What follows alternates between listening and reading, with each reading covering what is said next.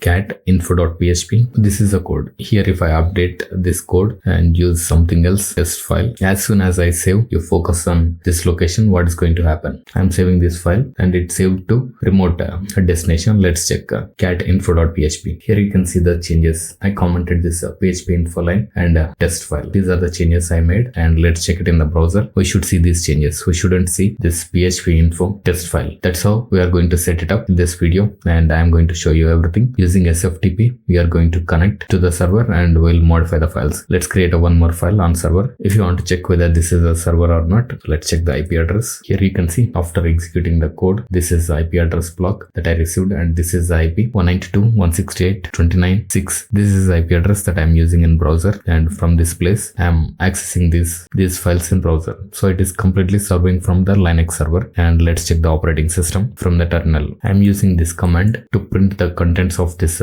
file, etc OS release. Let's see, here is the information, and the OS is Ubuntu 24.04, and you can see all the details. This is a Linux machine that I'm using. I'm using SSH command to logging into this machine. SSH username and the IP address. I'm going to enter the password. Here you can see the complete information of the system. We are going to learn all of this in this video. Setting up VS Code for working with this file modification. You don't have to upload the files every time. You just can work from the VS Code and the files will be uploaded on the server. In this video, you are going to see how to set up a development server environment using a LAMP stack. Here I am going to use VirtualBox. In that VirtualBox, I am going to install Ubuntu, and I'll show you step by step how to install Ubuntu in VirtualBox and how to set it up. Our LAMP stack, Apache, MySQL and PHP, and also setting up PHP MyAdmin. And after that, I'm going to show you how to integrate this PHP project in Ubuntu into our Windows machine VS Code. We'll use SFTP to do that, and we'll be able to modify the files from VS Code into the Ubuntu server, and we can see the files in the browser directly using the IP address of this Ubuntu machine. Let's see how we can do that. I have VS Code installed on this Windows computer, and I'm going to set up a server environment so that I can install the applications that I want to use. In this case, I want to use Ubuntu Server. For that, I am going to use VirtualBox. Along with the VirtualBox, I want to use Ubuntu Server download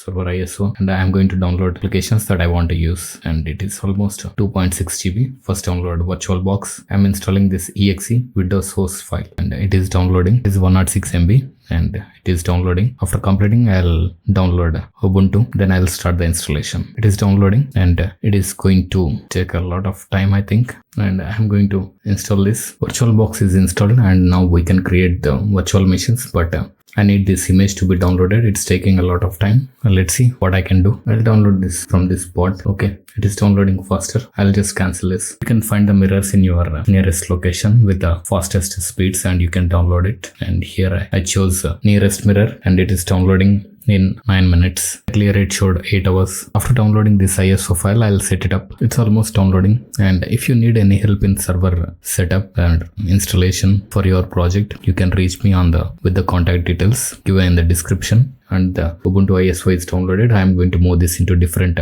drive. Okay, let's create our virtual machine, and the name I am going to give it as Ubuntu 24 server, and I am going to choose a folder. I created a directory in this drive. I chose this VirtualBox directory. I'm selecting this folder, and inside this I'll create a new folder for this Ubuntu 24. Okay, and the ISO file. This is the ISO file that I downloaded, and I placed it in this directory, and I'm going with the installation. I want to use my credentials. Okay, if there are any spaces, it is not going to work. You should remove spaces from this host name, and the domain name is this one. Okay, I'm clicking on next, and I'm assigning 2 GB of RAM and 1 CPU. I'm assigning 25 GB of disk space, and this is a server configuration. I'm just clicking on finish. Let this VM power on. After that, we'll go with the installation. Let's continue with the installation part. It is loading. If you want to work on any project, and if you don't want to disturb your local installation or local computer, you can install VirtualBox, or you can create a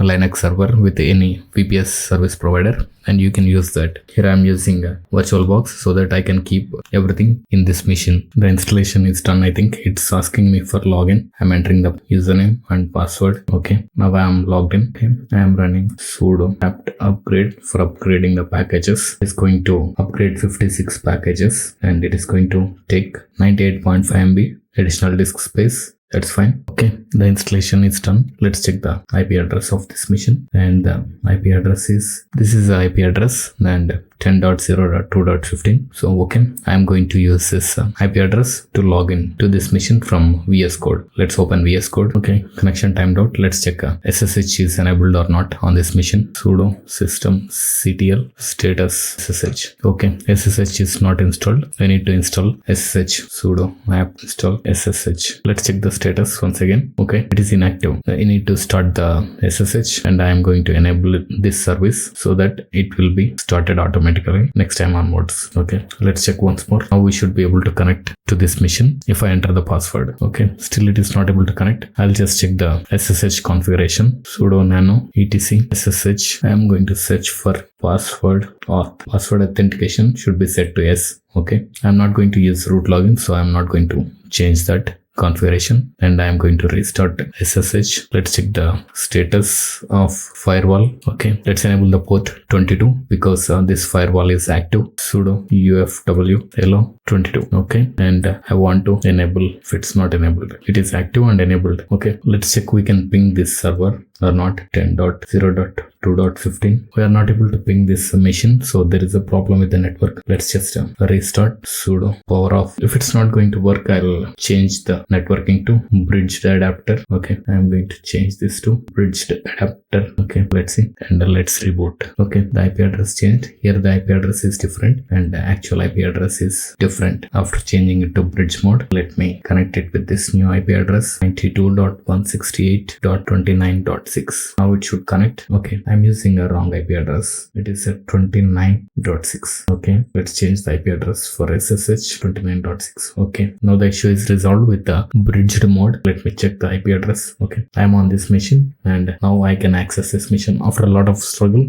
I was able to access this machine. I'll just minimize this machine. Let's just install PHP and the rest of the tools. Okay, let's install LAMP stack in this server, and I'm going to connect to this machine with the SFTP extension and VS Code. I'm updating the packages. Earlier I did. I'm just trying once again. 2 packages can be upgraded. Nothing. Let's install Apache. Here I'm using Apache. You can use nginx also. Let's check the status. Sudo systemctl status Apache 2 active, and let's enable this so that this Apache service will be automatically started on a system reboot. Let's check the IP address and enter this IP address in browser so that we should see Apache page 192.168.29.6. We should see Apache page. It loaded. Let's install a MariaDB server, MariaDB client. We need this for database interactions. There is a typo mistake here. It needs 197 MB of additional disk space. I'm installing it. It may take a couple of minutes, and it is installing. If you want to set up a server for your application or for your business needs, you can reach us with the contact details provided below, and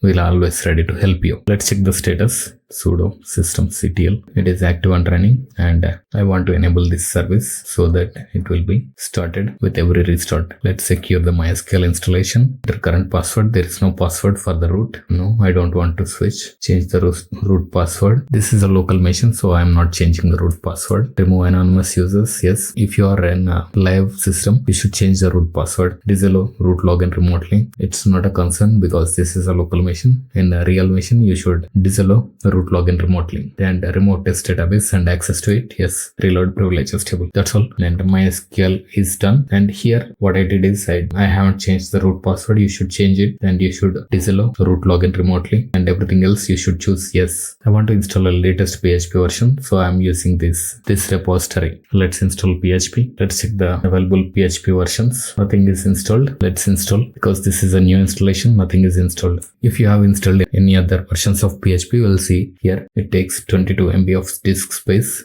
Because of this text size, I want to change the resolution. Let me just change the resolution. I hope now you can see clearly. I just changed the resolution. I want to see the PHP version. It is 8.3 installed, and I am going to install necessary PHP extensions. If you want to modify memory limit and upload max file size, you need to change in these file locations. You can use nano editor, etc, PHP, and 8.3 CLI php.ini. Here in these files, you just need to update the memory limit. Let's check what is the memory limit. There is no memory limit as of now. Let's check upload max file size. It's 2 MB. I'm going to update it to 200 MB. It's a local machine. Max files are 20, and let's check host size, host max size. Let's make it 100 MB. And if you want, you can change max execution time. Max execution time is 30 seconds. Let me make it to 60 seconds. That's all. And let me restart the Apache so that these changes will take place. Restart Apache. The changes are done. And next, if you want to check the extensions of PHP, you can use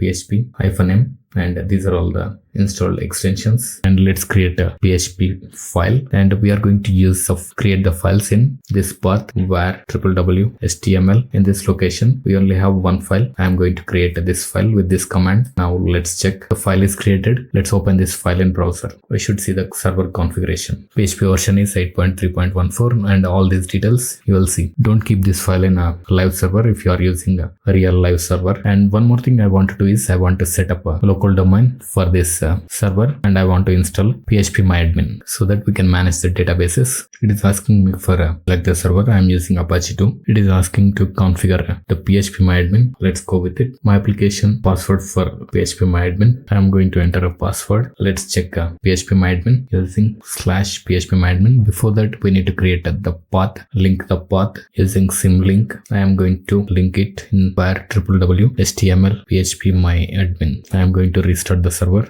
Restart Apache 2. Let's load this PHP-MyAdmin. I'm able to access. Let's enter the password, and I don't have any password. There's a problem that we can solve, but there is no password for a root, so it's asking for a password, and without password PHP-MyAdmin is not allowing. Let's just fix it by using sudo MySQL secure installation, and I want to assign a password. I don't have any password, and I want to change the root password. No password. Remove anonymous users. Disallow root login. Remove test database. Reload privileges. Let's just try with a password. Now I am able to access. It is working properly. This PHP-MyAdmin and the databases, everything is working. Next, what I want to do is I want to assign a local test domain to my server, this Linux server, so that I can access with the domain without entering the IP address. Let's see. Sudo nano etc host. Here instead of local host, I want to use server.local. Let's close this file. I want to set up a virtual host file in this path. Sudo nano etc Apache 2 sites available server.local.conf. You can just type this code into your server and change the names and the document path. I'm going to create these directories in var www, and I am going to change the permissions. Sudo mkdir for creating a new directory var www server.local. That is what I mentioned in Apache configuration file. Let's see the directory. It is created, and let's change the permission. The permissions are changed, and we need to change this to Apache user, that is a www user. We'll see that later if we get into any issues later on in the project. And for now, I want to enable this site server.local.config, and I'm going to reload that. Before that, I want to enable rewrite. I entered it wrong. Not en site, en mod. That's a module, Apache module, and sudo systemctl restart Apache 2. That's all. Now this should work with server.local instead of this IP address server.local. It is not able to connect. Let's check the issue. Let's see nano etc host. Let's remove this local host. Let's try once more. Let's check the host name. Okay, it is not updated. Sudo host name ctl set host name server.local. Let's check the host name once again. Okay, it is modified. Instead of that, I want to use this IP address for server.local, and here also I'm going to update server.local. Let's ping the server.local. Let's leave this domain part. Let's continue with our installation, and the installation is done. Let's set up a project in VirtualBox. I am going to create a project directory, PHP projects. This is a path in VirtualBox directory. I created a projects directory. In this, I am going to create a new files, and before that, I want to use SFTP to connect. So the SFTP extension is not installed. I want to install SFTP. This is not working anymore. I'll use this one. Let's go to SFTP config. Username is Vivek, and IP address 192. Let's copy it from here, and password. Let's use password. This is a password on this local machine, and I want to upload files as soon as I change a remote path var www. Let's check the files on the server. These are the files that I have created in a www directory, and I want to use server.local. Let's SSH into server, SSH Vivek, net the IP address and the password, cd var www server.local ls ali. I don't have any files. Let's just download this folder. Okay, make a directory or a file, sudo nano info.php. Let's download. Now we should see that file info.php, and now I can modify it. PHP info function permission denied. There is a problem, and we need to modify the permissions for this file, because these are created by root, and these should be created by user Vivek and web server. Let's just work on that part. If we configure that, everything is done except the host name. Host name is not that important, but these are important. Let's check the groups of Vivek user, and these are the groups. Let's check add sudo user mod. I want to change the permissions. Now you can see previously this www data is not there, and I added this group to this Vivek user, and let's just change the permissions. This var www html. Let's check the not just HTML. I need to modify entire thing. Now we can see. Let's check it in server from VS Code. Our entire server installation setup is done, and I am going to use this in our future projects